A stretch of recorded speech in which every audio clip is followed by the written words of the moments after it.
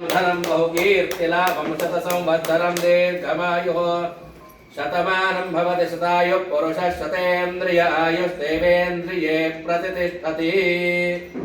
ನೋಡ್ರಿ, ಇವರಿಗೆ ಮೆಡಿಕಲಲ್ಲಿ ಇದಾಗಿದ್ದಕ್ಕೆ ವೈದ್ಯ ರತ್ನ ಅಂತ ಪ್ರಶಸ್ತಿ ಕೊಡ್ತಾ ಇದ್ದೀವಿ. ಪ್ರಶಸ್ತಿ ಫಸ್ಟ್ ಇವತ್ತು ಇವರು, ಯಾಕೆಂತಂದರೆ ಭಾಳ ದಿವಸದಿಂದ ನಾನು ಒಂದು ಏನು ಕನಸು ಕಂಡಿದ್ದೆ. ಅವ್ರ ಮನೆಯವರು ಮೊದಲು ಕಲ್ತಾರೆ, ಗೀತಾಬಾಯಿಯವರು, ಗೌರಿ ಅವರು. ಆನಂತರ ಇವರು ಬಂದರು. ಇವ್ರಿಗಿಂತ ಜಾಸ್ತಿ ಕಲ್ತವ್ರು ಅವರೇ. ಯಾಕೆಂದರೆ ಇವ್ರು ಹೆಂಗೆ ಇದ್ರು ಅಂದರೆ ಕಲೀಲಿಕ್ಕೆ ಏನೇನು ಕಲೀಲಿಕ್ಕೆ ಅದೇ ಎಲ್ಲ ಕಲಿಯೋರು.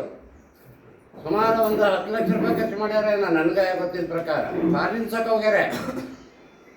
ಬರೀ ಕಲಿಯೋದು. ಫೈನಾನ್ಷಿಯಲ್ ಸೌಂದಿಲ್ಲ, ಮತ್ತು ಮನೆಯಲ್ಲೂ ಇದಿಲ್ಲ.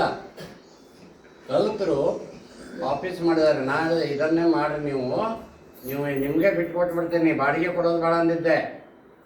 ಇದು ದೂರ ಇತ್ತು, ಆವಾಗ ಇಷ್ಟು ಡೆವಲಪ್ ಆಗಿಲ್ಲ. ಈ ಮುಂದೆ ಹೇಳಿದ್ದೀನಿ. ಅದಕ್ಕೆ ಈ ಸಂಸ್ಥೆಗೆ ನಡೆಸ್ಕೊಂಡು ಹೋಗೋಕ್ಕೆ ಏನು ಪವನ್ ಜೋಶಿ ಕಾರ್ಯದರ್ಶಿ ಇದಾರಲ್ಲ, ಹಾಗೆ ಇವರದ್ದು ಒಂದು ಜವಾಬ್ದಾರಿ ಅದ. ಇದು ಕೊಟ್ಟಿದ್ದು ಯಾಕಂದರೆ ಮುಂದಿನ ಜವಾಬ್ದಾರಿ ಬರ್ತದೆ ಅಂತ ತಿಳ್ಕೊಬೇಕು.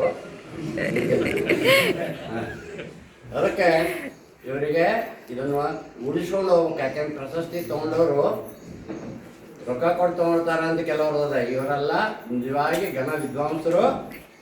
ನಾನು ಕೊಡ್ತಾ ಇದ್ದೀನಿ. ಎಲ್ಲರೂ ಜೋರು ಚಪ್ಪಾಳೆ ಇದ್ದೀನಿ.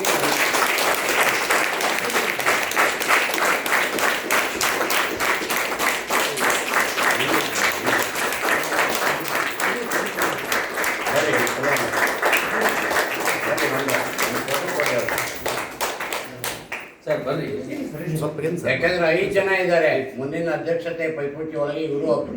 ನಾನು ಇವತ್ತು ಅನೌನ್ಸ್ ಮಾಡ್ತೇನೆ. ಯಾರಿಗೂ 5 ಜನ. ಧನ್ಯವಾದಗಳು.